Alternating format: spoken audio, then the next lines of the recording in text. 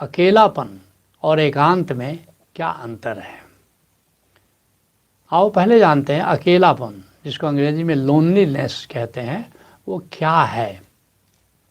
संसार है, जीवन साथी हैं, परिवार है, सगे संबंधी है, संगी साथी हैं, इन सब से जब तुम अलग हो जाते हो किसी भी कारण से, तो उसको अकेलापन कहते हैं। ये ऐसी फीलिंग है, ऐसा एहसास है, कोई अपना न रहा, कोई अपना नहीं है। जो बिलोंगिंगनेस है, आदमी जो है बिना बिलोंगिंगनेस के, बिना अपनापन के जी नहीं सकता। कहने को कोई हमारा है तभी तक जीवन प्यारा है। एक बड़ी सुंदर गज़ल है कि चाहने वालों से अगर मतलब नहीं, आप फिर पैदा हुए किसके लिए। तो ये एक हमारी आवश्यकता है, केवल रोटी से जीवन नहीं चल सकता। वास्तव में कोई अपना होना चाहिए। अगर जगत में कोई अपना है तो जीने का मन करता है। ये एक संसार का कह सकते हो कि उसका तरीका है जीने का। हमको कोई न कोई साथी चाहिए, संगी चाहिए, जिसके शेयर कर सके अपना सुख दुख।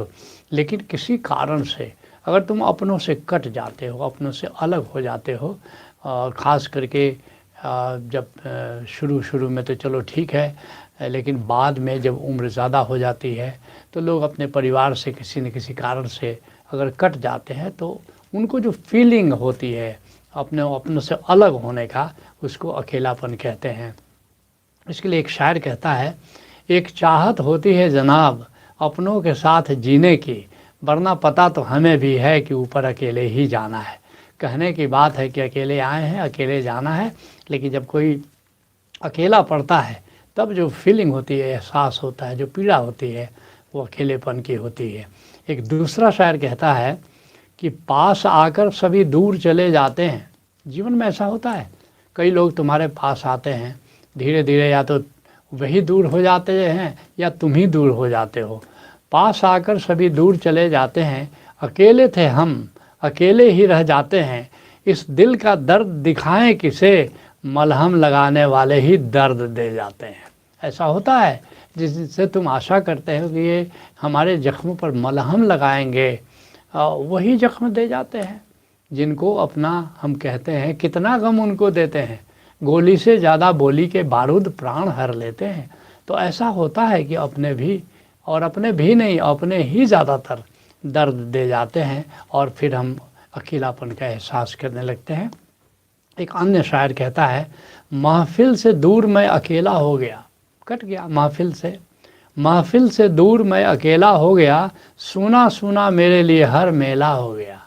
मेला में जा कर के भी एक लगता है यहाँ तो कोई है नहीं, मैं तो अकेला हूँ। मेला में रहते हुए भी अकेलेपन का बोध हो जाता है। तो ये है अकेलापन। अब आओ जानते हैं एकांत क्या है, एलोननेस क्या है। ये जो एक बाहर का जगत है और फिर एक अंतर का जगत है। बाहर के जगत में परिवार है, संसार है, संगी है, साथी हैं, तो बाहर का परिवार है। और एक अंतर जगत है।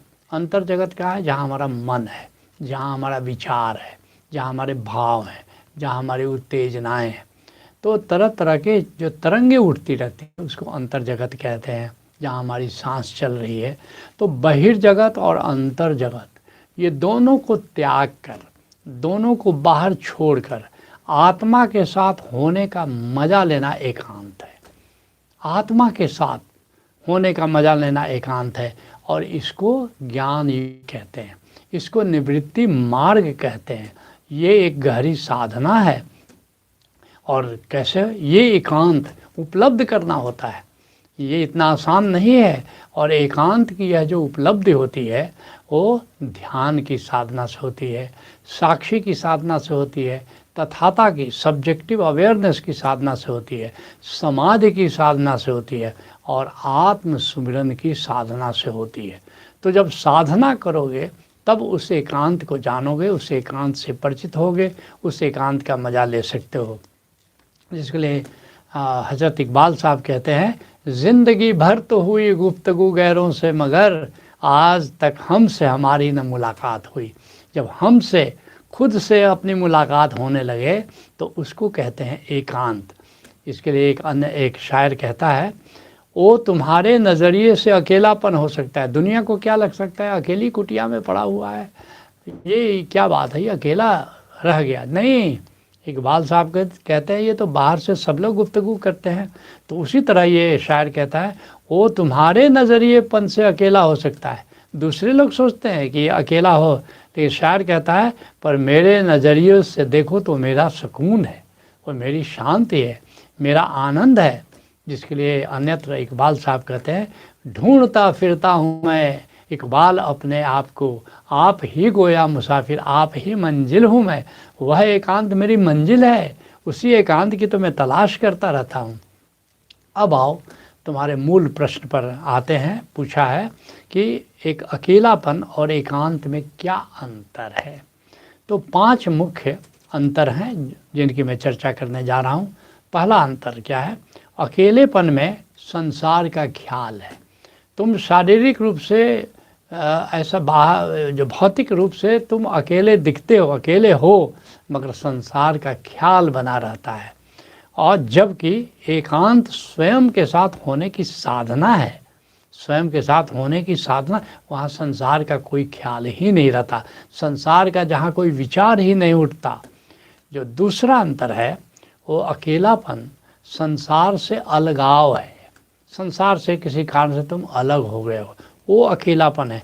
जबकि एकांत आत्मा का साथ है, एकांत आत्मा का सानिध्य है, तो उसको कहते हैं एकांत। तो एक तरह से एकांत में किसी का साथ है, आत्मा का साथ है, लेकिन अकेलेपन में संसार से अलगाव है। जो तीसरा मुख्य अंतर है, अकेलापन अपनों से बिछुड़ना है, किसी से बिलोंगिंगनेस नहीं होने का एहसास करना है।